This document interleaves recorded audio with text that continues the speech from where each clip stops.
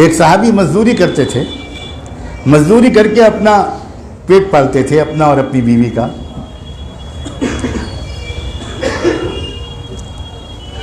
ایک معمول تھا ان کا سنت کے مطابق کہ جب صبح کو وہ مزدوری کی تلاش میں، کام کی تلاش میں نکلتے تھے گھر سے، تو وہ بیوی ان کی سنت کے مطابق دروازے تک ان کو چھوڑنے کے لیے آتی تھی۔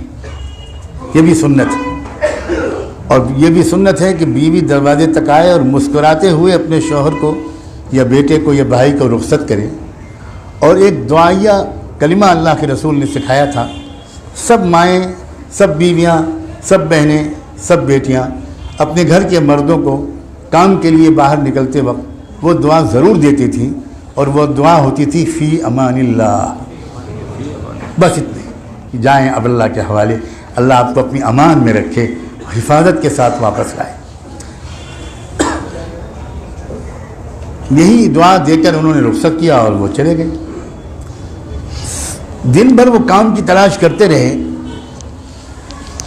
لیکن کام نہیں ملا۔ کبھی کبھی ایسا ہوتا ہے مزدور کو مزدوری کا کام نہیں ملتا، شام کو خالی ہاتھ واپس آنا پڑا۔ گھر آئے تو آ کر کہا کہ بھئی کچھ کھلاؤ، بہت بھوک لگی ہے، میں تو کچھ بھی نہیں کما پایا، آج کوئی کام ہی نہیں ملا، خالی ہاتھ آیا ہوں۔ تو بیوی نے بڑی اداسی کے ساتھ کہا کہ آپ سے تو میں کل ہی بتا چکی تھی کہ جو کچھ گھر میں تھوڑا بہت تھا وہ کل تک ختم ہو چکا تھا، اب کچھ بچا نہیں، ایک بھی دانہ نہیں ہے، میں کیا پکاؤں۔ تو شوہر اپنی تکلیف کو برداشت کر لیتا تھا، لیکن محبت کی وجہ سے بیوی کی تکلیف کو دیکھ کر اس کا دل ٹوٹ گیا۔ بیوی نے شوہر کے چہرے پر اداسی دیکھی تو بیوی نے شوہر سے کہا کہ ایک بات میں کہنا چاہتی ہوں۔ ہاں ہاں کہو۔ دیکھیے ہم اور آپ ایمان والے ہیں، آج ایسا لگتا ہے آج کے دن اللہ کی مرضی یہی ہے کہ ہم لوگ بھوکے سوئیں، اور اللہ کی مرضی پر راضی رہنا اسی کا نام تو ایمان ہے۔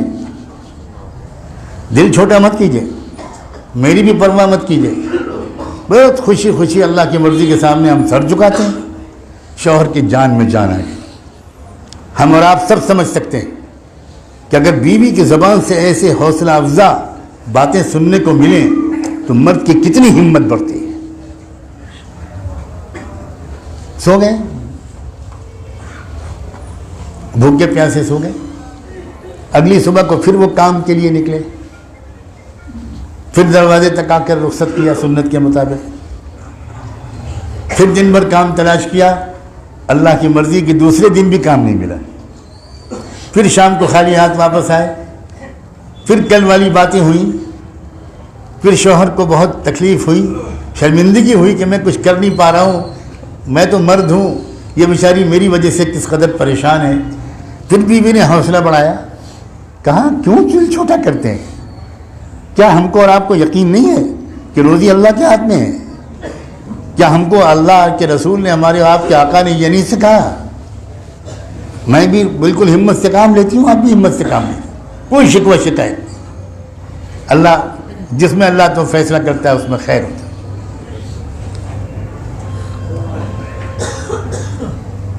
تیسرے دن پھر اسی طرح وہ نکلے، بیوی نے اسی طرح دروازے تک آ کر رخصت کیا، دعائیں دے کر مسکراتے ہوئے۔ تیسرے دن بھی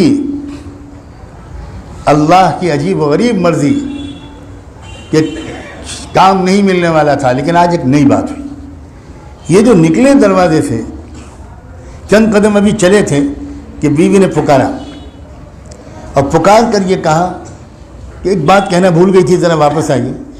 واپس آئے، کیا بات ہے؟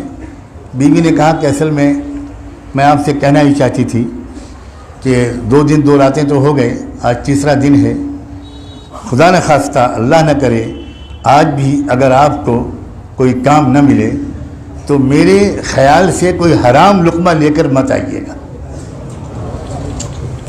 میں تیسری رات بھی سو جاؤں گی بھوکی، لیکن اللہ کے واسطے حرام لقمہ لے کر آئے۔ کیا لوگ تھے وہ، سوچو ذرا، کیا لوگ تھے، کیا ہمت تھی۔ کیا تقوی تھا. سلام ہو سہولت کی وفاداری پر، اس کی ہمت پر. یہ کیریکٹر دنیا کی قومیں جب دیکھتی تھیں تو اسلام قبول کرتی تھی.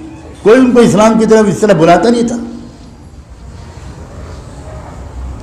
راہ چلتے لوگ حیران ہو جاتے تھے. مزدوروں کو دیکھ کر لوگ کلمہ پڑھتے تھے، کسانوں کو دیکھ کر کلمہ پڑھتے تھے، شاعر لوگ شاعروں کو دیکھ کر کلمہ پڑھتے تھے، سپاہی لوگ سپاہیوں کو دیکھ کر کلمہ پڑھتے تھے، نوجوان لوگ نوجوانوں کی پاک دامنی کو دیکھ کر کلمہ پڑھتے تھے. ویڈیو کے نیچے سبسکرائب کے بٹن پہ کلک کریں، بیل کے آئیکن پہ کلک کیجئے تاکہ ہر نئی ویڈیو کی نوٹیفیکیشن آپ کو مل جائے.